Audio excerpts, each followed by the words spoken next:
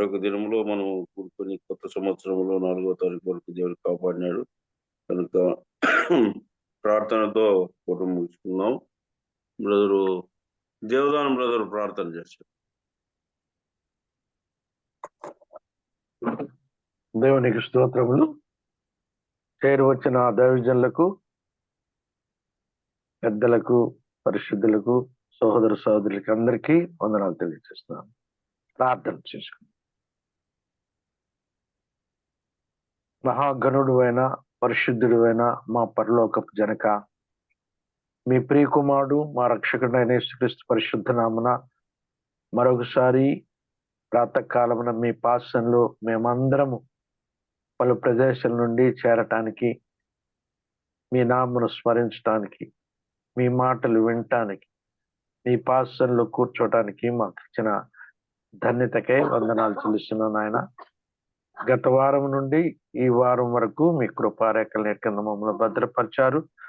సజీవుల గురించి నూతన సంవత్సరంలో నూతన మాసంలో 4వ దినమున మీ కృపాసనం ఉన్నందుకు నడిపించిన విధానాన్ని బట్టి వందనాలు ప్రభా. ఉదయకాలంని ప్రభా మీ కృపతో మమ్మల్ని నింపటానికి గాను 4387వ దినానికి నడిపించి మీ పాదశాల ఉంచినందుకు మీ స్తోత్రాలు నాయన. మరి మీ దాసులను ప్రభా ఈ దినమున మరి పౌల్ గారిని అధ్యక్షత వహించడానికి కృప చూపారు. వారిని వారి కుటుంబాన్ని దీవించండి. అలాగే మాకు వాక్యం అందించవలసిన మీ దాసులు ఎస్ రమణ కుమార్ అన్న గారిని బట్టి కూడా వందనాలు. వారిని బలపరిచి వాడుకొని మాకు కావాల్సిన సందేశాన్ని గ్రహించి మేము పనులు ప్రార్థన. దీనంతటికి ప్రభా తండ్రి నాయన మరి బాధ్యత భారం ఊహిస్తున్న బర్నబాస్ అన్న గారిని బట్టి వారి పరిచర్యను బట్టి కూడా వందనాలు చెల్లిస్తున్నాం. మరి ఇప్పుడు ప్రభా మీ నామములో కూడికను ప్రారంభించుండగా మీరే అధ్యక్షత వహించి తగ్గ పాటలు పాడే విషయంలోను, ప్రార్థించే విషయంలోను, వాక్య పరిచర్యలోను మీ తోడు మాతో ఉంచి మైపొందమని, చేరి వచ్చిన ప్రతి కుటుంబాన్ని అల్పున్న నేను మీకు సమర్పించుండగా సహాయం చేయమని మా ప్రభువును మా రక్షకునైన యేసుక్రీస్తు పరిశుద్ధ నామమున స్తోత్రం చెల్లించి వేడుకొని ప్రార్థన చేస్తున్నాము తండ్రి. ఆమేన్. ప్రార్థించిన దేవదానం బ్రదర్ యేసుక్రీస్తు వందనాలు తెలుస్తున్నాం. పాట పాడుకు పసుల పాలు లేనట్లుంది రేణుగుంట. వచ్చినాడా బ్రదర్ వాస్? రాలేదు అంకుల్. మళ్ళీ మరేదాసు పాట పాడి వినిపిస్తారు.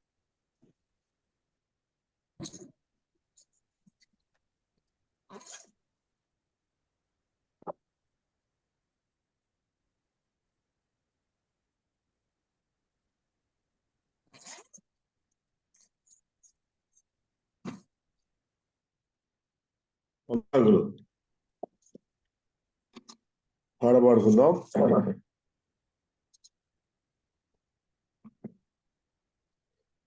స్తుతించి పాడెదం స్తుతుల స్తోత్రార్హుడా, ఉత్సాహించి పాడెదన్ ఉదయ సాయంత్రము. స్తుతుల సింహాసనం మీదాసీనుడా, స్తుతుల సింహాసనం మీదాసీనుడా. మా స్తుతి ఆరాధనా నీకే చెల్లింతును, మా స్తుతి ఆరాధనా నీకే చెల్లింతుము. స్తుతించి పాడెదం స్తుతుల స్తోత్రార్హుడా, ఉత్సాహించి పాడెదన్ ఉదయ సాయంత్రము. గత కాలమందు నీవు మమ్ము కాచి కాపాడావు, వెతలన్నీ తీసావు. గత కాలమందు నీవు మము కాచి కాపాడావు, వెతలన్నీ తీసావు, గతిలేని మాపై నీవు మితిలేని ప్రేమ చూపి, గతిలేని మాపై నీవు మితిలేని ప్రేమ చూపి, శత సంఖ్యగా మమ్ము దీవించావు, స్తుతించి పాడెదన్, స్తుతుల స్తోత్రార్హుడా, ఉత్సాహించి పాడెదన్, ఉదయ సాయంత్రము. స్తుతుల సింహాసనం మీదాసీనుడా, స్తుతుల సింహాసనం మీదాసీనుడా, మా స్తుతి ఆరాధన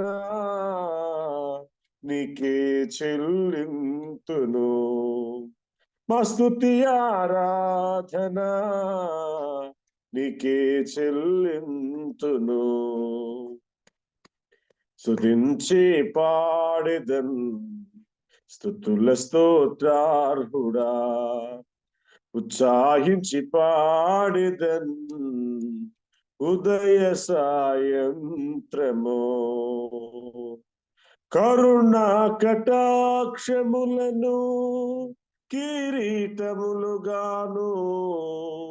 ఉంచావు మా తలపై, కరుణా కటాక్షములను కిరీటములుగాను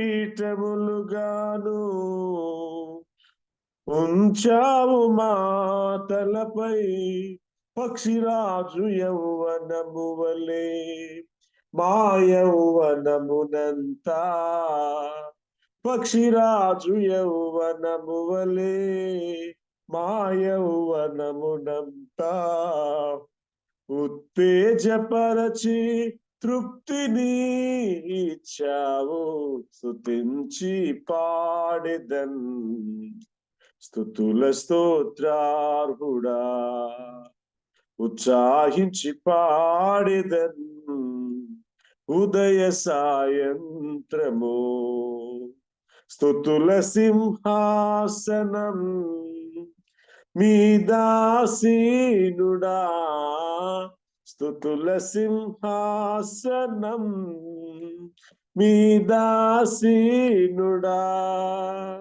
మా స్తుతి ఆరాధన నీకే చెల్లింతుము, మా స్తుతి ఆరాధన నీకే చెల్లింతును. స్తుతించి పాడెదన్, స్తుతుల స్తోత్రార్హుడా, ఉత్సాహించి పాడెదన్, ఉదయ సాయంత్రము.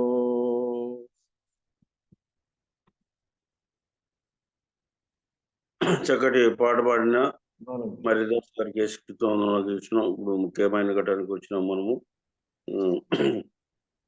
రమణ కుమార్ గారు తాడేపల్లి నుంచి దేవుడి సందేశం గత నెల అక్టోబర్ 31 తేదీ మన మధ్య వాక్యం అందించినాడు నెహెమ్యా గ్రంథంలో. తిరిగి మన మధ్య ఉన్నాడు కనుక వాక్యం కొరకు ప్రార్థన చేస్తాం. ఆదినారాయణ ప్రార్థన చేస్తాం అనంతపూర్కి.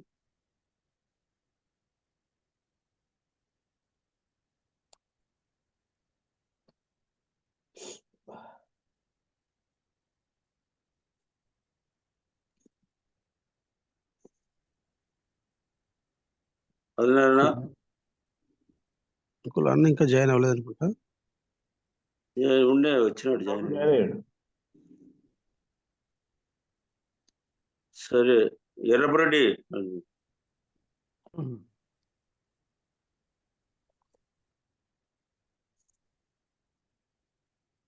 ఎర్రపరెడ్డి అన్మ్యూట్ అవ్వండి. అంకుల్ వందనాలు.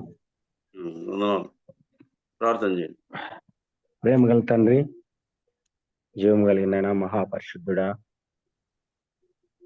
మీ యొక్క కృపగల సర్వశక్తి కలిగిన నామానికి వందనాలు, స్తోత్రాలు నాయన. మరొక నూతన దినం ఇచ్చారు. ఉదయకాలం నేను మీ సన్నిధిలో దేవా ప్రభా మీ మాటలు ధ్యానించి వినడానికి కృప చూపించినందుకే స్తోత్రాలు తండ్రి. మీ దాసులు తండ్రి మరి తాడేపల్లిగూడెం నుంచి రమణ కుమార్ అన్న గారిని మీరు సిద్ధపరిచారు. వందనాలు తండ్రి. ఈ దినము ఏ వర్తమానం అయితే తండ్రి మీరు మీ దాసుల ద్వారా మాట్లాడుతున్నారో ఆ వర్తమానాన్ని ఆశీర్వదించండి. అన్నకు ఆత్మీయమైన సహాయం అందించండి తండ్రి, సహాయం దయచేయండి ప్రభువా తండ్రి. మరి మీరే కృప చూపించండి. మా తండ్రి మీ వాక్యాన్ని వివరించడానికి తగిన జ్ఞానం, ఆలోచన శక్తి మీరు దయచేయమని ప్రార్థిస్తున్నాం. మా ఆత్మీయ జీవితాలకు ఆశీర్వాదకరంగా ఉండినట్లు మీ దీవెన దయచేయండి తండ్రి. మరి ఈ జూమ్ కార్యక్రమం ద్వారా ప్రతిదినము మరి ఈ విధంగా చేరువచ్చి మేమందరము మీ మాటలను వినే దేవా ప్రభా మరి ఆశీర్వాదములు పొందుతుండగా దీవించండి.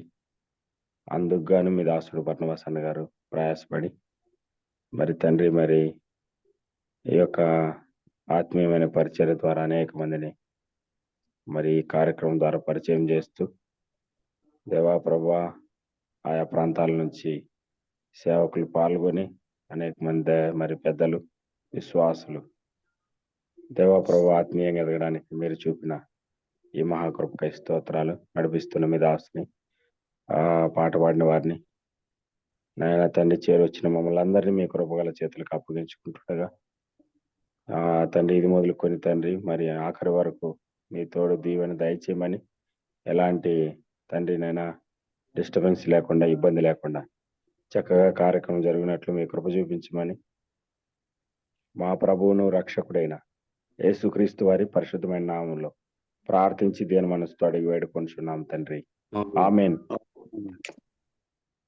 ప్రార్థించిన ఎర్రపరెడ్డి గారికి యేసుక్రీస్తు ఇప్పుడు మన మధ్య రమణ కుమార్ గారు తాడేపల్లిగూడ నుంచి దయగల మాటలు అందించుగా ఆహ్వానిస్తున్నాం.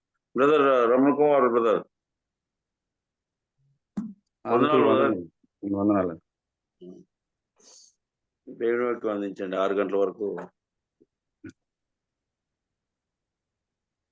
దేవునికి స్తోత్రములు. ప్రభు అయిన యేసుక్రీస్తు నామంలో చేరి వచ్చిన పెద్దలకి, పరిచారకులకి, సేవకులకి, విశ్వాసులందరికీ నా హృదయపూర్వక వందనాలు తెలియజేస్తున్నాను. నాకు ఈ అవకాశం ఇచ్చినటువంటి ఈ దిన అధ్యక్షుల వారికి కూడా ప్రత్యేకమైన వందనాలు తెలియజేస్తున్నాను.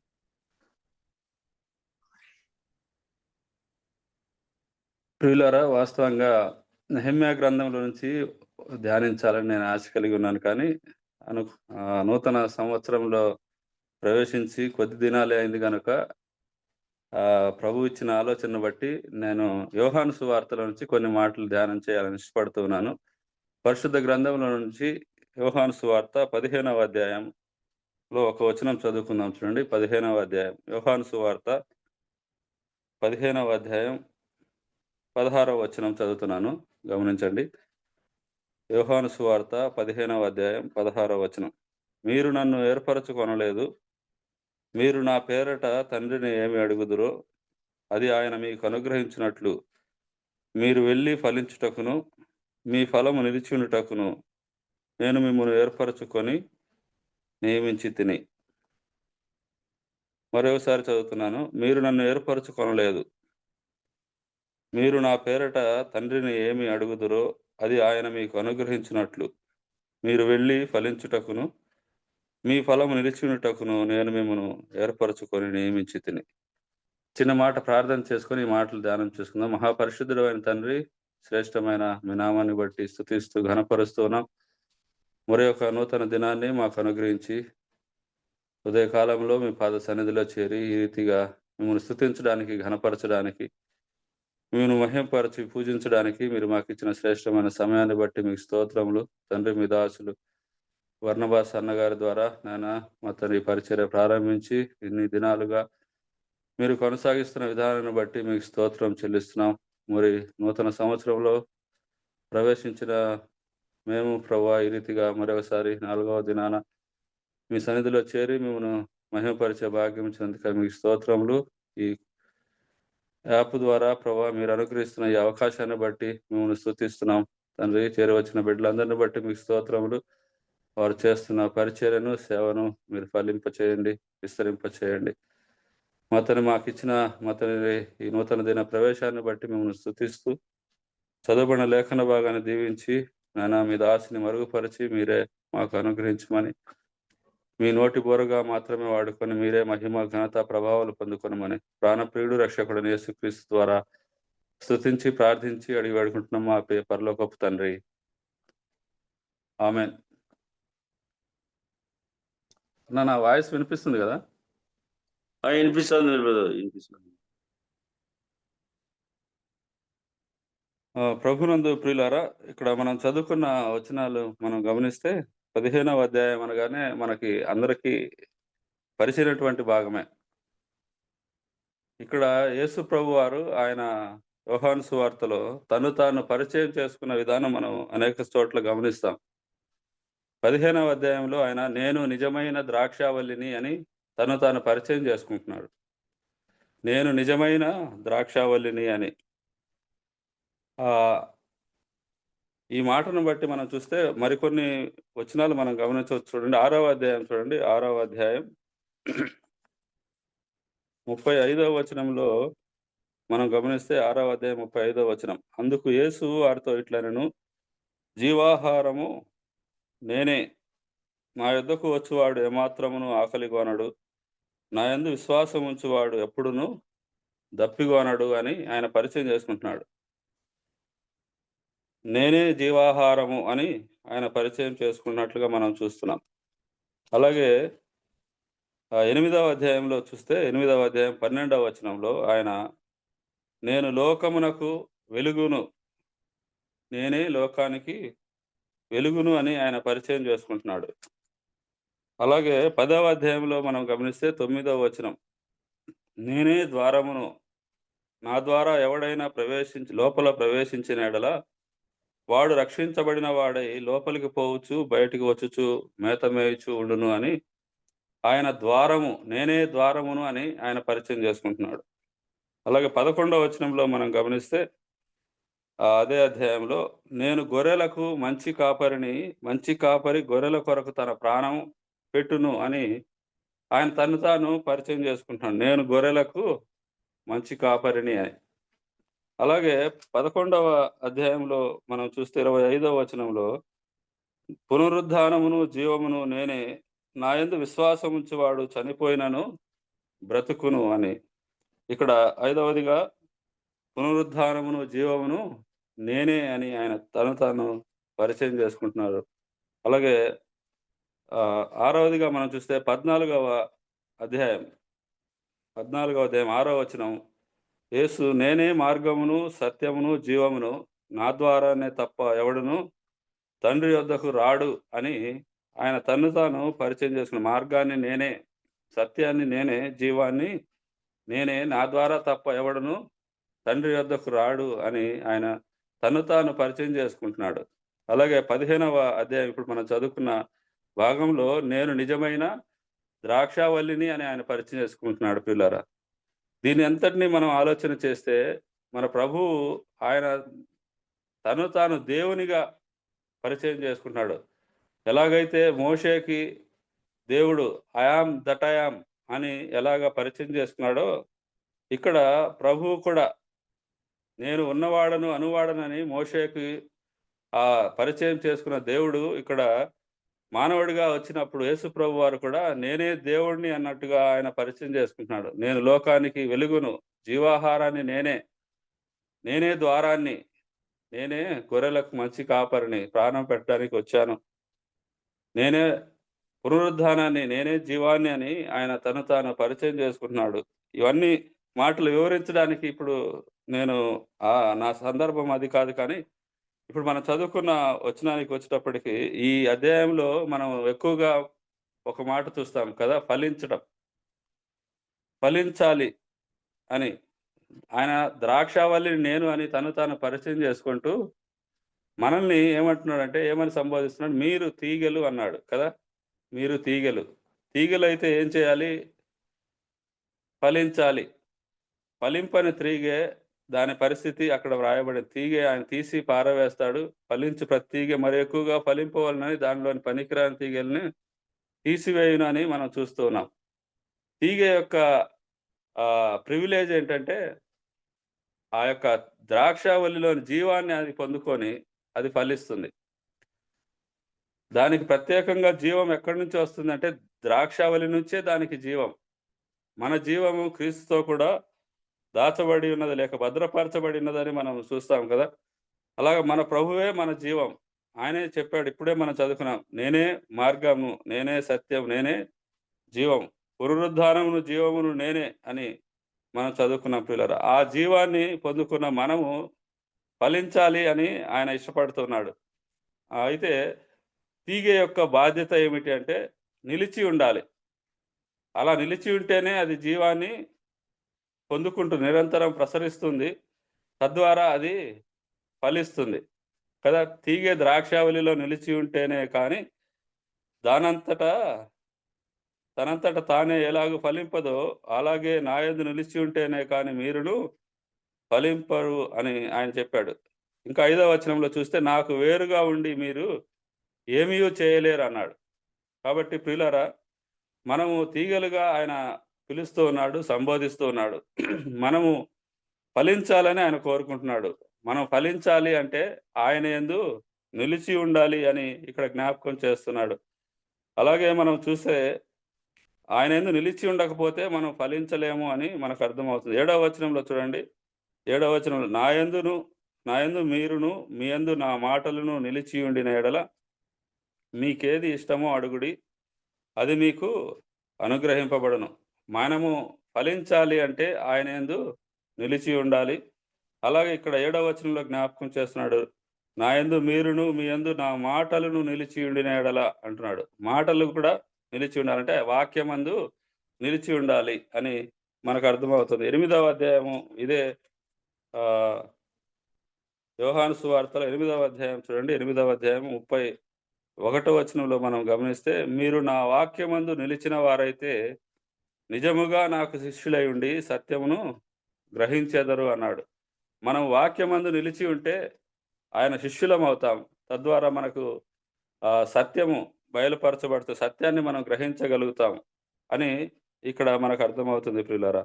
తర్వాత 9వ వచనంలో మనం గమనిస్తే 9వ వచనం, తండ్రి నన్ను ఎలాగూ ప్రేమించెనో నేనును మిమ్మును అలాగూ ప్రేమించి తిని నా ప్రేమయందు నిలిచి ఉండుడి అని మనం గమనిస్తున్నాం. ఆయన ప్రేమయందు నిలిచి ఉండాలి.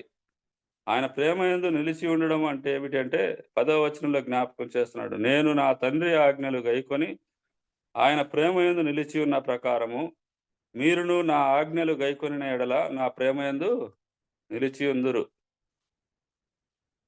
మనము ఆయనందు విశ్వాసం ఉంచిన బిడ్డలుగా ఆ తీగలో ద్రాక్షావళిలో అంటు కట్టబడిన తీగలుగా మనం ఫలించాలి అంటే మనం నిలిచి ఉండాలి, వాక్యమందు నిలిచి ఉండాలి, అలాగే ప్రేమయందు నిలిచి ఉండాలి అని మనం జ్ఞాపకం చేయబడుతున్నాం. ఆ ప్రేమయందు నిలిచి ఉండడం అంటే ఆయన యొక్క ఆజ్ఞలని గైకొనడమే అని ఆయన యొక్క ఆజ్ఞలు ఏమిటో కూడా ఆయన ఒక్క మాటలోనే జ్ఞాపకం చేశాడు కదా. తర్వాత మనం గమనిస్తే 11వ వచనం చూడండి. 11వ వచనం, మీ యందు నా సంతోషము ఉండవలననియు మీ సంతోషం పరిపూర్ణము కావాలననియు ఈ సంగతులు మీతో చెప్పుచున్నాను. నేను మిమ్మును ప్రేమించిన ప్రకారము మీరును ఒకరినొకడు ప్రేమించవలనంటే నా ఆజ్ఞ అంటున్నాడు కదా. ఆయన యొక్క ఆజ్ఞ అంటే అన్నిటికంటే ప్రాముఖ్యమైన ఆజ్ఞ. ఆజ్ఞలన్నిటినీ, బైబిల్లో ఉన్న ఆజ్ఞలన్నిటినీ కూడా ఒకే ఒక్క ఆజ్ఞగా ఆయన జ్ఞాపకం చేస్తున్నాడు. ఏంటంటే నేను మిమ్మును ప్రేమించిన ప్రకారం. ఆ తండ్రి మనల్ని ఎలాగూ ప్రేమించాడో అలాగే మనం ఏం చేయాలట, ఒకరినొకడు ప్రేమించాలి. తద్వారా మనం ఆయన ప్రేమయందు నిలిచి ఉంటాము అని మనం జ్ఞాపకం చేయబడుతున్నాం. అయితే ఇక్కడ మనం చదువుకున్న భాగానికి వస్తే 16వ వచనంలో మీరు నన్ను ఏర్పరచుకొనలేదు అంటున్నాడు కదా. మీరు నన్ను ఏర్పరచుకొనలేదు. నిజానికి ఈ భాగ్యము ఇప్పుడు ఫలించే భాగ్యం మనకు దొరికింది అంటే అర్థం ఏమిటంటే మనం ఆయన ఏర్పరచుకోలేదు, కానీ ఆయనే మనల్ని ఏర్పరచుకున్నాడు. మనము నిజానికి ఎంత ధన్యులమో ఒకసారి ఆలోచన చేస్తే మనకు అర్థమవుతుంది. ఆయన యొక్క ఏర్పాటు ఎంత గొప్పదో, ఎంత శ్రేష్టమైనదో, ఎంత ఉన్నతమైన ఏర్పాటు ఆయన మన పట్ల కలిగి ఉన్నాడు. మనం ఆలోచన చేస్తే ఎఫెసీయులకు రాసిన పత్రిక మొదటి అధ్యాయంలో మనందరం ఎరుగుదాం కదా! జగత్తు పునాది వేయబడక మునుపే ఆయన క్రీస్తులో మనల్ని ఏర్పరచుకున్నాడు అని. ఎప్పుడు ఏర్పరచుకున్నాడట? జగత్తుకు పునాది వేయబడక మునుపే ఆయన మనల్ని ఏర్పరచుకున్నాడు అని మనకు మనం ఎరుగుదాం ప్రియులారా. ఇక్కడ మనం గమనిస్తే చూడండి, ఆ కీర్తనల గ్రంథంలో ఒక మాట జ్ఞాపకం చేస్తాను చూడండి. 33వ కీర్తన చూడండి. 33వ కీర్తన 12వ వచనం చూడండి. 12వ వచనం 33వ కీర్తన 12వ వచనం. యెహోవా తమకు దేవుడుగా గల జనులు ధన్యులు, ఆయన తనకు స్వాస్థ్యముగా ఏర్పరచుకొను జనులు ధన్యులు అంటున్నాడు. చూసారా? యెహోవా తమకు దేవుడుగా గల జనులు ధన్యులు, ఆయన తనకు స్వాస్థ్యముగా ఏర్పరచుకొను జనులు ధన్యులు అంటున్నాడు. అవును ప్రియులారా, మనం నిజంగా ధన్యులం. వాస్తవానికి మన యొక్క స్థితిని మనం ఆలోచన చేస్తే, ఆ పాపముల చేత, అపరాధముల చేత చచ్చినటువంటి వారం, ఆయన సన్నిధికి ఏమాత్రము రాతగినటువంటి వారం, అయోగ్యులం, అపాత్రులమైన మనల్ని ఆయన ఏర్పాటు చేసుకున్నాడు కదా! ఆయన పరలోక సమయం ప్రతి ఆశీర్వాదాన్ని మనకు అనుగ్రహించడానికి, తనకు కుమారులుగా స్వీకరించడానికి, ఆయన కొరకై మనం ఫలించడానికి ఆయన మనల్ని ఏర్పరచుకున్నాడంటే మనం ఎంత గొప్ప ధన్యులం అని మనకు ఇక్కడ అర్థమవుతా ఉంది. ఆ తర్వాత ఇదే కీర్తనల గ్రంథంలో 65వ కీర్తన చూడండి. 65వ కీర్తన 65వ కీర్తన 4వ వచనం మనం గమనిస్తే, నీ ఆవరణములలో నివసించినట్లు నీవు ఏర్పరచుకొని చేర్చుకొనివాడు ధన్యుడు, నీ పరిశుద్ధాలయము చేత, నీ మందిరములోని మేలు చేత మేము తృప్తి పొందేదాము అంటున్నాడు. చూసారా? నీ ఆవరణములలో నివసించినట్లు నీవు ఏర్పరచుకొని చేర్చుకొనివాడు ధన్యుడు. మనము ఆయన ఆవరణములలో నివసించడం ఎంత శ్రేష్టమైన సంగతియో భక్తుడు మనకు జ్ఞాపకం చేస్తాడు కదా! నీ పరిశుద్ధాలయంలో ఒక దినం గలుపుట 1000 దినముల కంటే శ్రేష్టం అన్నట్లుగా ఆయన అందుకే మనల్ని ఏర్పరచుకున్నాడు అని ఇక్కడ కీర్తనకారుడు ఆయన స్తుతిస్తున్నాడు.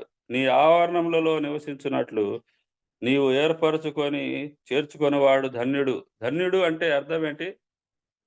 ఆశీర్వదించబడినాడు, బ్లెస్డ్ అని కదా! ఇంగ్లీష్లో ఏమంటారు? బ్లెస్డ్ అంటారు. బ్లెస్డ్ అంటే ఆశీర్వాదం. అది ఒక ఆశీర్వాదం మనల్ని ఏర్పరచుకున్నాడు ఆయన. మనం ఏమై ఉండగా ఏర్పరచుకున్నాడు అంటే, కొరింథీయులకు రాసిన పత్రికలో మనందరం ఎరిగినటువంటి మాట చూడండి. కొరింథీయులకు రాసిన మొదటి పత్రిక మొదటి అధ్యాయం 26వ వచనం నుంచి మనం చూస్తే 26వ వచనం. సహోదరులారా, మిమ్మును పిలిచిన పిలుపును చూడుడి. మీలో లోకరీతిని జ్ఞానులైనను ఘనులైనను గొప్ప వంశం వారైనను అనేకులు పిలువబడలేదు గాని, ఏ శరీరియు దేవుని ఎదుట అతిశయింపకుండునట్లు జ్ఞానులను సిగ్గుపరచుటకు లోకములో నుండి వెర్రివారిని దేవుడు ఏర్పరచుకొని ఉన్నాడు. బలవంతులైన వారిని సిగ్గుపరచుటకు లోకములో బలహీనులైన వారిని దేవుడు ఏర్పరచుకొని ఉన్నాడు. ఎన్నికైన వారిని వ్యర్థము చేయుటకు లోకములో నీచులైన వారిని, తృణీకరింపబడిన వారిని, ఎన్నిక లేని వారిని దేవుడు ఏర్పరచుకొని ఉన్నాడు అని మనం గమనిస్తున్నాం. చూసారా? ఆయన పిలుపును చూడండి. మిమ్మును పిలిచిన పిలుపును చూడుడి అంటూ, మీలో లోకరీతిని జ్ఞానులైనను ఘనులైనను గొప్ప వంశం వారైన అనేకులు పిలువబడలేదు. అవును, మనం నిజానికి గొప్పవారమి కాదు, జ్ఞానులము కాదు కదా! లోకరీతిన మనం గొప్ప వంశానికి చెందిన వారము కానే కాదు. కానీ దేవుడు తన మహాప్రేమను బట్టి, తన కృపను బట్టి, తన దయను బట్టి కదా, ఎఫెసీయులకు రాసిన పత్రికలో చెప్పబడిన రీతిగా కృపచేతనే మీరు రక్షింపబడి ఉన్నారు అన్నట్లుగా ఆయన కృప ద్వారా మనల్ని ఏర్పరచుకున్నాడు. లోకములో నుండి వెర్రివారిని దేవుడు ఏర్పరచుకున్నాడు అన్నాడు. నిజానికి మనం వెర్రివారం కదా! మనం పాపులం, బలహీనులం, భక్తిహీనులం. అలాంటి మనలను దేవుడు ఏర్పరచుకున్నాడు. అదే యోహాను సువార్తలో ఆయన జ్ఞాపకం చేస్తున్నాడు. మీరు నన్ను ఏర్పరచుకొనలేదు, కానీ నేను మిమ్మును ఏర్పరచుకొని నియమించి తిని అంటున్నాడు ప్రియులారా. అవును, ఆయన ఏర్పరచుకున్నవాడు. ఆయన ఎంత గొప్ప దేవుడో మనం జ్ఞాపకం చేసుకున్నాం కదా. మనకు అంత గొప్ప దేవుడు మనల్ని ఏర్పరచుకున్నాడంటే మనం నిజానికి ఆ ధన్యులమే. అయితే ఎందుకు ఏర్పరచుకున్నాడు అని మనం ఆలోచన చేస్తే అక్కడ అదే వచనంలో మనం చదువుతున్నాం కదా. మీరు నా పేరట తండ్రిని ఏమి అడుగుదురో అది ఆయన మీకు అనుగ్రహించినట్లు మీరు వెళ్ళి ఫలించుటకును మీ ఫలము నిలిచి ఉండుటకును నేను మిమ్మును ఏర్పరచుకొని నియమించి తిని అంటున్నాడు. దేనికట? నా పేరట తండ్రిని ఏమి అడుగుదురో అది ఆయన మీకు అనుగ్రహించినట్లు. మొదటిగా మనము ఆయన పేరట అనగా ప్రభువు పేరట మనము తండ్రిని ఏమి అడుగుతామో అది ఆయన మనకు అనుగ్రహించడానికి మనల్ని ఏర్పరచుకున్నాడు. ఆహా, ఎంత శ్రేష్టమైన ఏర్పాటు చూడండి. ఎంత శ్రేష్టమైన ఏర్పాటు ప్రభువు మనకు అనుగ్రహించాడో, దయచేశాడో ఒకసారి మనం ఆలోచన చేస్తే, మనము ఆయన సన్నిధికి ఏమాత్రం రాలేనటువంటి, అర్హత లేనటువంటి మనల్ని ఏర్పరచుకొని నియమించింది దేనికంటే ఆయన పేరట అడిగిందని పొందుకోవడానికి. ఇంకొక మాట ఏమంటున్నాడు? మీరు వెళ్ళి ఫలించుటకును అంటున్నాడు కదా. మీరు వెళ్ళి ఫలించుటకును. ఎక్కడికి వెళ్ళాలి? లోకంలోనికి వెళ్ళాలి. మనల్ని దేవుడు ఏర్పరచుకున్నాడు. లోకములో నుండి ప్రత్యేకించాడు మనల్ని. ఆయన బిడ్డలుగా చేసుకున్నాడు. మనము చేయవలసింది ఏంటంటే వెళ్ళి ఫలించాలి. వెళ్ళాలి, లోకంలోనికి వెళ్ళాలి. ఫలించడం అంటే మనము ఆయన కొరకై జీవించటం, ఆయన కొరకై మనుషులను సంపాదించడం, అదే ఫలించడం. మీరు వెళ్ళి ఫలించాలి అంటున్నాడు. 2024వ సంవత్సరం కూడా గతించిపోయింది. 2025వ సంవత్సరంలో కూడా మనం ప్రవేశించాం. దేవుని మహాకృపను బట్టి మనకు ఆయుష్ ఇచ్చాడు, ఆరోగ్యం ఇచ్చాడు, ఆయన సన్నిధిలో చేరే భాగ్యం ఇచ్చాడు. మనము ఫలించాలని ఆయన కోరుకుంటున్నాడు ప్రియులరా. అయితే ఇక్కడ మనం జ్ఞాపకం చేసుకోవాల్సింది ఏమిటంటే 2024వ సంవత్సరంలో మనం ఆయన కొరకై ఏమి ఫలించాం, ఎంతగా ఆయన కొరకై మనం ఫలించాం, ఏ విషయంలో మనం ఫలించాం, ఏ విషయంలో మనం ఫలించలేకపోయాం కదా. ఫలాల గురించి మనం ఆలోచన చేస్తే అనేక ఫలాలు మనకు తెలుసు. మనం అనేకసార్లు జ్ఞాపకం చేసుకున్నటువంటి మాటలే. ఆత్మ ఫలమేమనగా అని జ్ఞాపకం చేస్తాడు కదా. అందులో 9 రకాల మాటలు మనం చూస్తాం కదా. 9 రకాల ఫ్లేవర్స్ అనొచ్చు ఆ ఫలంలో కదా. ప్రేమ, సంతోషము, సమాధానం, దీర్ఘశాంతము, దయాళుత్వము, మంచితనము, సాత్వికము, ఆశ, నిగ్రహం. ఇలాంటి ఇవన్నీ కూడా ఆయన యొక్క గుణాలే. ఆ గుణాలని మనము ఈ లోకంలో చూపించగలగాలి.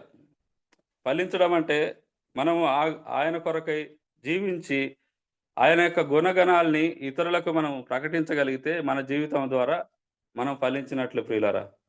అయితే ఈ నూతన సంవత్సరంలో మనం ఆలోచించవలసిన విషయం ఏంటంటే గత సంవత్సరంలో మనం దేనిలో తప్పిపోయామో కదా, దేనిలో వెనుకపడ్డామో అది ఒకసారి ఆయన దగ్గర ఒప్పుకొని, ప్రభువా ఈ నూతన సంవత్సరంలో అయినా నీ కోసం నేను ఫలిస్తాను అని మనం తీర్మానం చేసుకోవాలి. ఆయన కోరుకున్నది అదే.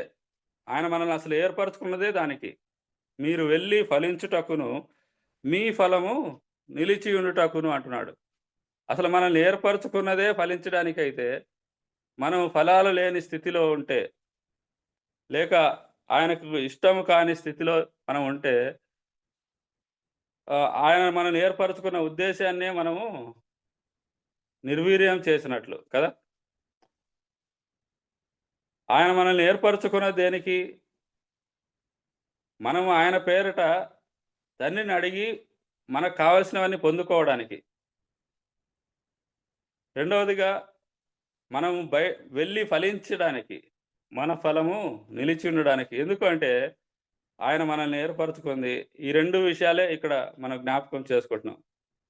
చూడండి, అదే మనం చదువుకున్న ఇదే ఈ ఈ అధ్యాయంలోనే మరొక మాట కూడా ఉంది చూడండి. 7వ వచనం చూడండి. మనం చదువుకున్నాం ఆల్రెడీ. నా యందు మీరును మీ యందు నా మాటలను నిలిచి ఉండిన యెడల మీకేది ఇష్టమో అడుగుడి, అది మీకు అనుగ్రహింపబడును అంటున్నాడు. చూసారా? మనకిష్టమైనది ఏది అడిగినా కూడా ఆయన ఇస్తానని వాగ్దానం చేస్తున్నాడు. ఎంత గొప్ప దేవుడండి మన దేవుడు. అలాంటి దేవుడు ఆయన మనల్ని ఏర్పరచుకున్నాడు. మనము ఆయన వెదకలేదు. మనం ఆయన్ని ఏర్పరచుకోలేదు. యోహాను రాసిన పత్రికలో చెప్పబడిన రీతిగా చూడండి, 4వ అధ్యాయం, మొదటి యోహాను పత్రిక 4వ అధ్యాయంలో మనం గమనిస్తే 10వ వచనం, మనము దేవుని ప్రేమించితమని కాదు, తానే మనలను ప్రేమించి మన పాపములకు ప్రాయశ్చిత్తమై ఉండుటకు తన కుమారుని పంపెను, ఇందులో ప్రేమయున్నది అంటున్నాడు. చూసారా? మనం ఆయన ప్రేమించలేదు, మనం ఆయన ఏర్పరచుకోలేదు, మనం ఆయన వెదకలేదు. కానీ ఆయనే మనల్ని వెదకాడు, ఆయనే మనల్ని ప్రేమించాడు, మన కోసమే ఆయన ప్రాణం పెట్టాడు, ఆయన బిడ్డలుగా మనల్ని చేసుకున్నాడు, మనల్ని ఆయన కుమారులుగా స్వీకరించాడు. మన కొరకై ఆయన ఇంకా స్థలాన్ని సిద్ధపరిచి తిరిగి రాబోతూ ఉన్నాడు. ఇవన్నీ ఎందుకు చేశాడు? ఆయన ఎందుకు ఏర్పరచుకున్నాడంటే మీరు వెళ్ళి ఫలించాలి, అంతే. మనం వెళ్ళి ఫలించాలి. మనం ఇంతకుముందు కూడా జ్ఞాపకం చేసుకున్నాం అనుకుంటాను. లూకాసు వార్తలో 13వ అధ్యాయంలో ఒక అంజూరపు చెట్టును గురించి మనం ఆలోచన చేస్తే కదా, 3 ఏండ్ల నుండి నేను ఫలము వెదకవచ్చుచున్నాను కానీ ఏమీ దొరకలేదు అని మనం గమనిస్తాం. 3 ఏండ్ల నుండి ఫలం వెదకవచ్చున్నాడంటే కానీ ఏమీ దొరకలేదు. మరి 2024 సంవత్సరంలో మనల్ని వెదికాడా లేదా? తప్పకుండా వెతుకుతాడు ఆయన కదా. ఆయన మన కోసం మనల్ని ఈ లోకంలో ఇంకా ఉంచాడు అంటే మన దగ్గర నుంచి ఆయన ఫలాలు ఆశిస్తున్నాడని, మనం ఇంకా ఫలించాలని మరి ఒక అవకాశం మనకి ఇచ్చాడు. 2025వ సంవత్సరంలో కూడా మనము ప్రవేశించామంటే చాలామంది ఈ సమయాన్ని చూడలేక గతించిపోయారు. ప్రపంచంలో మనం ఆలోచన చేస్తే కొన్ని లక్షల మంది కదా, ఆయా రీతులుగా యాక్సిడెంట్ ద్వారా, ప్రమాదాల ద్వారా, ఇంకా చెప్పాలంటే రోగాల ద్వారా, రకరకాలుగా ఏమీ లేకపోయినా కూడా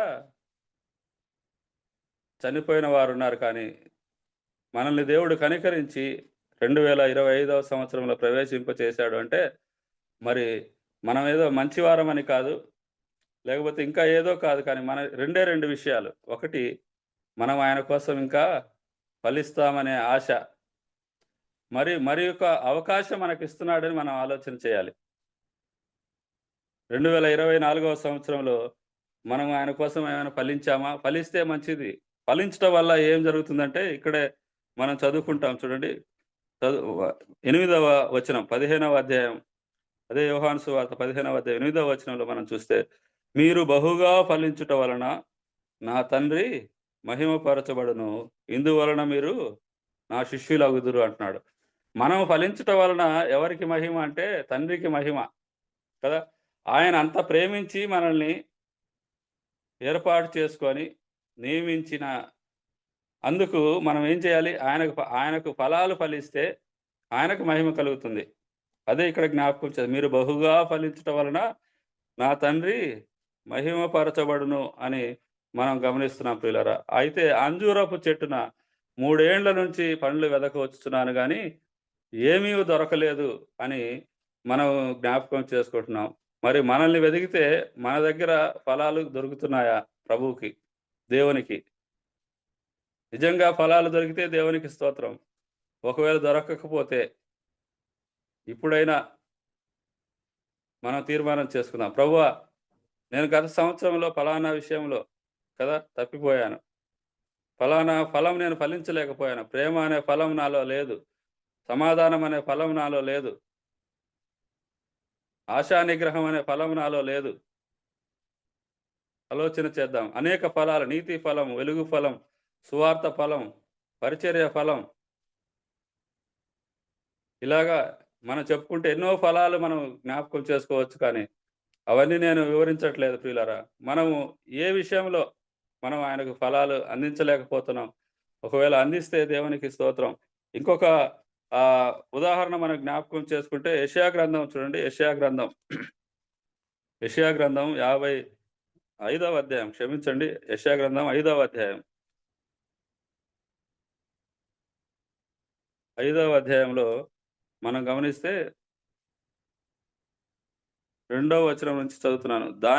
ఆయన దానిని బాగుగా త్రవ్వి రాళ్లను ఏరి అందులో శ్రేష్టమైన ద్రాక్ష తీగలను నాటించెను. దాని మధ్యన బురుజు ఒకటి వేయించి ద్రాక్ష తొట్టిని తొలిపించెను. ద్రాక్ష పండ్లు ఫలింపవలనని ఎదురు చూచుచుండెను, కానీ అది కారు ద్రాక్షలు కాచెను. కావున యెరూషలేము నివాసులారా, యూదావారులారా, నా ద్రాక్ష తోట విషయము నాకు న్యాయము తీర్పవలనని మిమ్మను వేడుకొనుచున్నాను. నేను నా ద్రాక్ష తోటకు చేసిన దానికంటే మరేమి దానికి చేయగలను అంటున్నాడు. చూసారా? నా ప్రియుని గూర్చి పాడెదను వినుడి, అతని ద్రాక్ష తోటను బట్టి నా కిష్టుడైన వాని గూర్చి పాడెదను వినుడి అని ఆయన జ్ఞాపకం చేస్తూ, సత్తువ భూమి గల కొండ మీద నా ప్రియునికి ఒక ద్రాక్ష తోట ఉంది. అందులో ఉన్న రాళ్లను నేను ఏరివేశాను, దాని చుట్టూ త్రవ్వాను, ఎరువు వేశాను, ఆ తీగలను శ్రేష్టమైన తీగలను నాటించాను అని. కానీ ద్రాక్ష పండ్లు ఫలింపవాలని ఎదురు చూచినప్పుడు కారు ద్రాక్షలు కాచెను.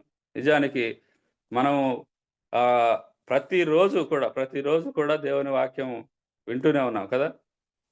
ప్రతిరోజు కూడా మనకు అదే ఎరువు. అంటే మరి మనలో ఉన్న రాళ్ళన్నీ ఆయన తీసేస్తున్నాడు. దాని చుట్టూ త్రవ్వి కదా ఎరువు వేసి ఆయన అడుగుతున్నాడు, ప్రియులారా, నేను చేసిన దానికంటే మరేమి దానికి చేయగలను అంటున్నాడు. మనకు దేవుడు, మనం వింటున్నంత వాక్యం మరి ఎవరు వినట్లేదేమో. అంతగా దేవుడు మనతో మాట్లాడుతూ గొప్ప గొప్ప సేవకులు, గొప్ప గొప్ప దైవజనులు మనకు దేవుని వాక్యం అందిస్తున్నారు.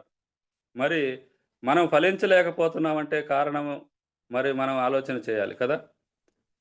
ఇక్కడ అయితే ఈ ద్రాక్ష తోట ఎవరు అంటే ఇశ్రాయేలు వంశము సైన్యములకు అధిపతి యెహోవా ద్రాక్ష తోట అని అదే 7వ వచనంలో మనం చూస్తాం. ఇశ్రాయేలీయుల గురించి ఆయన చెప్తూ ఉన్నాడు కదా. సత్తువ భూమి గల కొండ మీద నేను ద్రాక్ష తోటను నాటాను, ద్రాక్ష పండ్లు ఫలింపవలనని ఎదురు చూచాను, కానీ కారు ద్రాక్షలు కాచను. కారు ద్రాక్షల వల్ల ఏమైనా ప్రయోజనం ఉంటుందా అంటే ఏమీ ప్రయోజనం లేదు ప్రియులారా. ఆ యొక్క అంజూరపు చెట్టు అయితే అసలు ఫలాలు లేని స్థితిలో ఇక దీనిని అరికించివేయి, దీనివల్ల ఈ భూమి ఎలా వ్యర్థమైపోవాలని ఆయన అనే పరిస్థితి. ఇక్కడ ఇశ్రాయేలీయుల గురించి ఆలోచన చేస్తే కారు ద్రాక్షలు కదా, పనికిరాని పళ్ళు. దానికి దేవుని వాక్యం ఏం చెప్తుందంటే చూడండి, పేతురు రాసిన మొదటి పత్రిక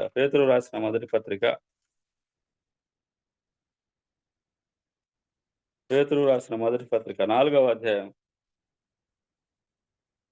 అధ్యాయము 2వ వచనం నుంచి మనం గమనిస్తే, 2వ వచనం నుంచి, శరీర విషయంలో శ్రమపడిన వాడు శరీరమందు జీవించు మిగిలిన కాలము ఇక మీదట మనుజాశలను అనుసరించి నడుచుకొనక దేవుని ఇష్టానుసారముగానే నడుచుకొనున్నట్లు పాపముతో జోలి ఇక నేమియూ లేక ఉండును అంటున్నాడు. చూసారా? ఫలించలేకపోవడానికి కారణం ఏమిటి అంటే కారు ద్రాక్షలు లేక చెడ్డ ద్రాక్షలు ఫలించడానికి కారణం ఏమిటంటే శరీరాన్ని మనం ఆస్పదం చేసుకోవడం అన్నమాట. ఇక్కడ శరీర విషయంలో శ్రమపడిన వాడు శరీరమందు జీవించు మిగిలిన కాలము ఇక మీదట మనుజ ఆశలను అనుసరించి నడుచుకొనక అంటున్నాడు. మనుజ ఆశలను అనుసరించి నడుచుకుంటేనే కారు ద్రాక్షలు కాసినట్లుగా మనం గమనించవచ్చు. దేవుని ఇష్టానుసారముగా నడుచుకొనుచు పాపముతో జోలి ఇక నేమీ లేక ఉండును అంటూ 3వ వచనం చెప్తున్నాడు. మనము పోకిరి చేష్టలు, దురాశలు, మద్యపానము, అల్లరితో కూడిన ఆటపాటలు, త్రాగుబోతుల విందులు, చేయదగని విగ్రహ పూజలు మొదలైన వాటి యందు నడుచుకొనుచు అన్యజనుల ఇష్టం నెరవేర్చుచుండుటకు గతించిన కాలమే చాలును అంటున్నాడు.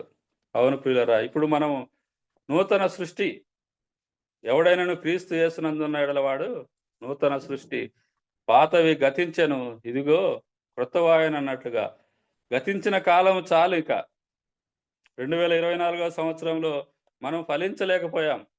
మరి ఈ 2025వ సంవత్సరంలో అయినా ఒక తీర్మానం చేసుకుందాం. ప్రభువా, అల్పుడనైన నన్ను, అయోగ్యుడనైన నన్ను, అపాత్రుడైన నన్ను నీవు ఏర్పరచుకున్నావు. నేను వెళ్ళి ఫలించాలని నీవు ఇష్టపడుతున్నావు. కానీ నీవు కోరుకున్న రీతిగా నేను ఫలించలేకపోయానయ్యా. ఈ నూతన సంవత్సరంలో అయినా నేను ఫలించినట్లుగా నన్ను వాడుకో, లేకపోతే నన్ను నీ చేతికి అప్పజెప్పుకుంటున్నానని ఆయన చేతికి అప్పజెప్పుకుందాం. ఆయన తప్పక మనల్ని క్షమిస్తాడు, మనల్ని బలపరుస్తాడు. ఆయన కోరుకునేదే అది. మనం ఫలించడం వలన ఆయనకు మహిమ. కాబట్టి ప్రియులారా, ఒకసారి మన జీవితాలను మనం పరిశీలన చేసుకుందాం. ఇదే పేతురు రాసిన పత్రిక, రెండవ పత్రిక చూడండి. రెండవ పత్రిక, పేతురు రాసిన రెండవ పత్రిక మొదటి అధ్యాయంలో మనం గమనిస్తే, మొదటి అధ్యాయం 5వ వచనం చూడండి. 5వ వచనం, ఆ హేతువు చేతనే మీ మట్టుకు మీరు పూర్ణ జాగ్రత్త గలవారై మీ విశ్వాసమునందు సద్గుణమును, సద్గుణమునందు జ్ఞానమును, జ్ఞానమునందు ఆశా నిగ్రహమును, ఆశా నిగ్రహమునందు సహనమును, సహనమునందు భక్తిని, భక్తి యందు సహోదర ప్రేమను, సహోదర ప్రేమ యందు దయను అమర్చుకొనుడి. ఇవి మీకు కలిగి విస్తరించిన ఎడల అవి మన ప్రభు అయిన యేసుక్రీస్తును గూర్చిన అనుభవ జ్ఞాన విషయంలో మిమ్మును సోమరులైనను నిష్ఫలులైనను కాకుండా చేయును. ఇవి ఎవనికి లేకపోవునో వాడు తన పూర్వ పాపములకు శుద్ధి కలిగిన సంగతి మర్చిపోయి గుడ్డివాడును, దూరదృష్టి లేనివాడును అగును అని మనం జ్ఞాపకం చేయబడుతున్నాం. చూసారా, మీ మట్టుకు మీరు పూర్ణ జాగ్రత్త గలవారై మీ విశ్వాసమునందు సద్గుణమును. ఈనాడు పరిస్థితి ఎలా ఉందంటే, అన్నీ ఉన్నాయి కానీ ఈ గుణాలే ఉండట్లేదు కదా. ప్రతిరోజు ప్రార్థన చేస్తారు, వాక్యం చదువుతారు, వాక్యం వింటారు, వాక్యం బోధిస్తారు, అన్నీ ఉంటాయి కానీ ఆయన యొక్క గుణాలు మన జీవితాల్లో కనపడట్లేదు. అంటే మాదిరి ఉండట్లేదు, అలవాట్లాగా అయిపోయింది. ఇక్కడ జ్ఞాపకం చేస్తుండే, ఆ హేతువు చేతనే మీ మట్టుకు మీరు పూర్ణ జాగ్రత్త గలవారై విశ్వాసమందు సద్గుణం. పేరుకు విశ్వాసులే కానీ జీవితంలో విశ్వాసం అనేదే కనిపించదు. వారి యాక్షన్స్లో విశ్వాసమే కనపడదు. చిన్న సమస్య రాగానే కృంగిపోతారు కదా. పరిశుద్ధులమే కదా, దేవుని దృష్టిలో మనం ఎవరు? పరిశుద్ధులం, నీతిమంతులం. కానీ మన జీవితాల్లో నీతియే ఉండదు చాలామంది జీవితాల్లో కదా. చాలామంది పరిశుద్ధత లేదు. అందుకని దేవుడు మనతో మాట్లాడుతున్నాడు, పిల్లరా, ఈ నూతన సంవత్సరంలో మీ మట్టుకు మీరు పూర్ణ జాగ్రత్త గలవారై విశ్వాసమునందు సద్గుణము, సద్గుణమునందు జ్ఞానము, జ్ఞానమునందు ఆశా నిగ్రహము, ఆశా నిగ్రహమునందు సహనం, సహనము, సహోదర ప్రేమ, ఇవన్నీ మనం కలిగి దయను అమర్చుకొనుడి అంటున్నాడు కదా. అమర్చుకుంటే ఇవి కలిగి మీకు విస్తరించిన ఎడల అవి మన ప్రభు అయిన యేసుక్రీస్తును గూర్చిన అనుభవ జ్ఞాన విషయంలో మిమ్మును సోమరులైనను నిష్ఫలులైనను కాకుండా చేయును. మనము నిష్ఫలులము కాకుండా ఉండాలంటే, లేక సోమరులము కాకుండా ఉండాలంటే ఇవన్నీ కూడా మనము అమర్చుకోవాలి అంటున్నాడు. ఈ గుణాలన్నీ కూడా అమర్చుకుంటే అవి మనల్ని సోమరులు కాకుండా చేస్తాయి అంటున్నాడు కదా. చాలామంది ఎలా ఉన్నారట? సోమరులుగా, నిష్ఫలులుగా ఉన్నారు అని ఇక్కడ అర్థమవుతా ఉంది కదా. ఇవి ఎవనికి లేకపోవునో వాడు తన పూర్వ పాపములకు శుద్ధి కలిగిన సంగతి మరిచిపోయి గుడ్డివాడును, దూరదృష్టి లేనివాడును అగును అంటున్నాడు కదా. గుడ్డివాడుగా, దూరదృష్టి లేనివాడుగా అంటే అసలు ఆయన రాకడను గురించిన ఆలోచన కానీ, అసలు ఎందుకు దేవుడు ఏర్పరచుకున్నాడనే విషయం కానీ లేనివాడిలాగా అయిపోతాడట. అంటే రక్షించబడినాననే సంగతే మర్చిపోయేలాగన పరిస్థితి ఏర్పడుతుంది అని మనం అర్థమవుతా ఉంది పిల్లరా. దేవుడు, మీరు నన్ను ఏర్పరచుకోనలేదు, నేను మిమ్మల్ని ఏర్పరచుకున్నాను. ఎందుకు అంటే మీరు నా పేరట తండ్రిని ఏమి అడుగుతారో అది మీకు అనుగ్రహించబడడానికి. రెండవదిగా, మీరు వెళ్ళి ఫలించి ఆ ఫలము నిలిచి ఉండడానికి నేను మిమ్మల్ని ఏర్పరచుకున్నాడు అని అంటున్నాడు ప్రియులారా. మనము ఇంకొక మాట ఎందుకు మనల్ని ఏర్పరచుకున్నాడు అని మనం ఆలోచన చేస్తే 2024వ సంవత్సరంలో దాటిపోయాం మనం. అందులో ఫలించలేకపోయాం. ఇప్పుడు 2025వ సంవత్సరంలో అయినా మనం ఫలించాలని దేవుడు కోరుకుంటున్నాడు ప్రియులారా. మరి ఒక మాట చూడండి, దినవృత్తాంతముల గ్రంథం 2వ గ్రంథం 29వ అధ్యాయం. 2వ దినవృత్తాంతముల గ్రంథం 29వ అధ్యాయం 11వ వచనం చూడండి. 11వ వచనం. నా కుమారులారా, తనకు పరిచారకులయుండి ధూపము వేయుచున్నటకును, తన సన్నిధిని నిలుచుటకును, తనకు పరిచర్య చేయుటకును యెహోవా మిమ్మును ఏర్పరచుకొనెను గనుక మీరు అశ్రద్ధ చేయకుడి అంటున్నాడు. చూసారా, ఎందుకు ఆయన ఏర్పరచుకున్నాడట? తనకు పరిచారకులై ఉండడానికి, ఆయనకు ధూపం వేయడానికి. ధూపం అంటే ప్రార్థన కదా. ఆయన సన్నిధి నిలిచి ఉండడానికి, ఆయనకు పరిచర్య చేయడానికి యెహోవా మిమ్మును ఏర్పరచుకొనెను. ఎందుకు ఏర్పరచుకున్నాడు మనల్ని? ఆయనకు పరిచారకులుగా ఉండి ప్రార్థిస్తూ కదా, ఆయన సన్నిధిలో నిలిచి ఉంటూ ఆయనకు పరిచర్య చేయడానికి. ఈ విషయాల్లో మీరు అశ్రద్ధ చేయకుడి అంటున్నాడు. యెహోవా కార్యమును అశ్రద్ధగా చేయువాడు శాపగ్రస్తుడని మనకు తెలుసు కదా. చాలా మంది కార్యాలు చేస్తున్నారు కానీ శ్రద్ధ లేదు, ఏదో కదా ఎవరి కోసమో అన్నట్లుగా కాకుండా ప్రియులరా, మనం జ్ఞాపకం చేయబడుతున్నాం.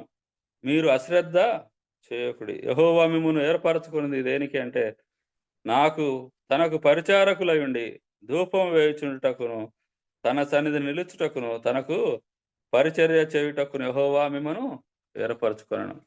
మూడవదిగా మనం గమనిస్తున్నాం, ఇక్కడ ఆయనకు పరిచర్య చేయడానికే. ఏమిటి ఆయనకు చేసే పరిచర్య అంటే, మనం అనుదినము కదా ఆయన రాకడ కొరకు ఎదురు చూస్తూ ఆయన కొరకై ఆత్మలను సంపాదించడమే మనం చేయవలసిన పరిచర్య ప్రియులారా. ఈ లోకములో మనం ఆయనను పోలి జీవిస్తే చాలు. ఆయన కోరుకున్నది అదే. తన సన్నిధి నిలుచుటకును, తనకు పరిచర్య చేయుటకును యెహోవా మిమ్మును ఏర్పరచుకొనెను అంటున్నాడు. మనం అనుదినము దేవుని సన్నిధిలో దేవుని వాక్యం అనేకుల ద్వారా, పెద్దల ద్వారా, సేవకుల ద్వారా మనం వింటున్నాం. అయితే వాక్య ప్రకారం జీవించడంలోనే చాలాసార్లు వెనుకపడిపోతున్నాం. అందువలనే మనం ఫలించలేకపోతున్నాం. ఇక్కడ మనం చూసినట్లుగా నేను ముగిస్తా ఉన్నాను. సోమరులైనను నిష్ఫలులైనను కాకుండానట్లుగా మనము పేతురు చెప్పిన రీతిగా ఆ గుణాలన్నీ మనము అమర్చుకుందాం.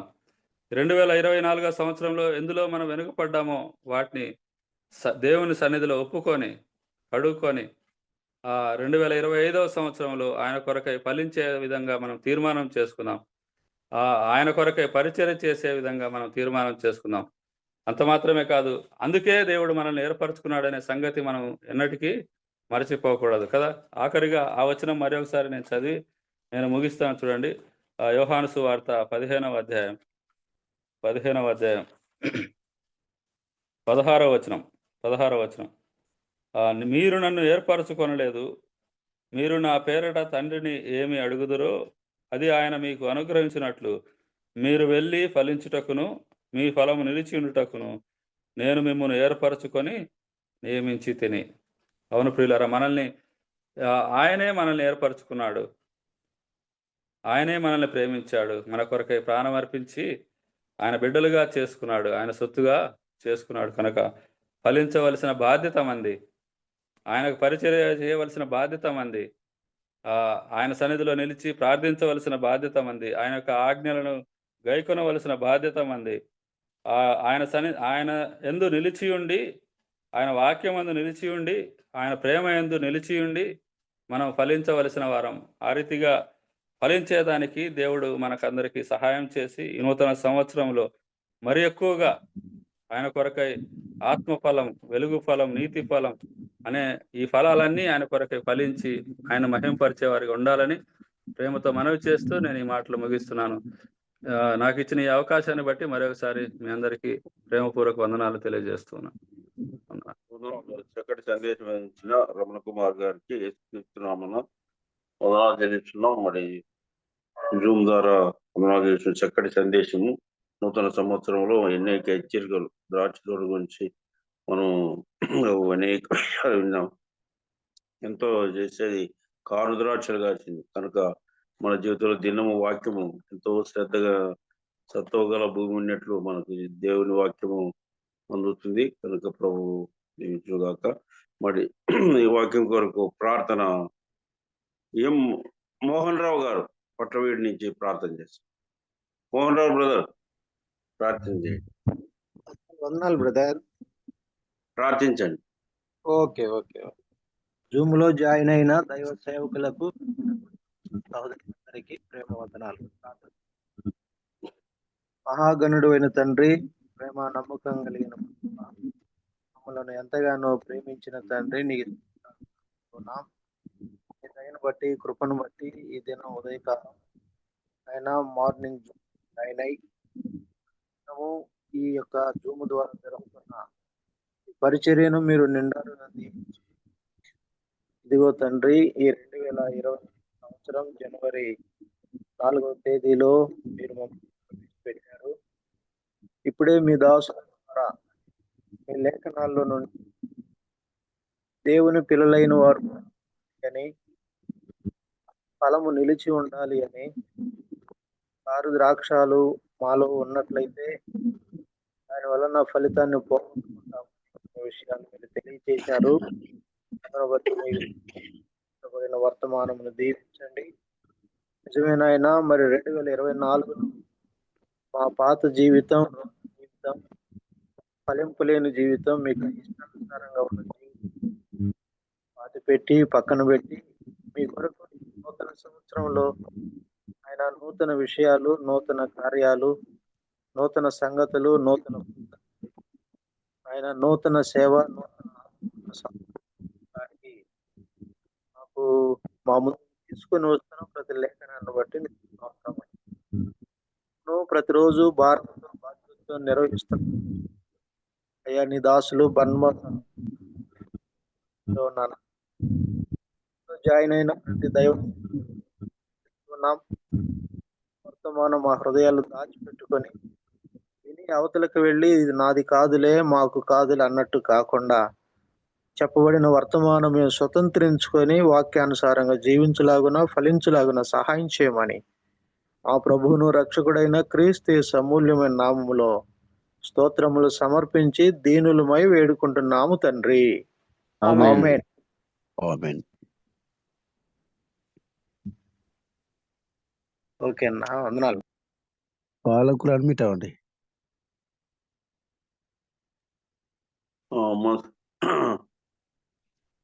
మోహన్ రావు గారికి యేసుక్రీస్తు వందనాలు చేస్తున్నాం. చక్కటి ప్రార్థన చేస్తున్నాం. మొదటిగా ప్రార్థించే దేవతానం బ్రదర్కి, పాట పాడిన మరీదాస్ గారికి, వాక్యం కొరకు ఎర్రపురెడ్డి గారికి, ఒకరిగా ప్రార్థించిన మోహన్ రావు గారికి, వాక్యం అందించిన రమణ కుమార్ గారికి యేసుక్రీస్తు వందనాలు చేస్తున్నాం. చక్కటి సందేశం అందించినాడు. మన అనంతపూర్లో చాలా రోజులు ఇక్కడే ఉన్నాడు. మరి అక్కడ మంచి వర్తమానం అనేక రెఫరెన్స్లతో సహా మనకు అందించినాడు. ఆయన కుటుంబం కొరకు ఉద్యోగంలో చేస్తూ ఎస్బీఐలో చేస్తూ సేవ చేస్తున్నాడు. స్తోత్రాలు చేస్తున్నాం. కనుక ఈ అవకాశం నాకు ఇచ్చిన బర్నబాస్కు మరి మిగతా కార్యక్రమంలో ఆయన అందించాడు. చేరించిన వీళ్ళందరికీ యేసుక్రీస్తునామమున వందనాలు తెలుస్తూ మిగతా విషయాలు బర్నబాస్ ప్రకటిస్తారు.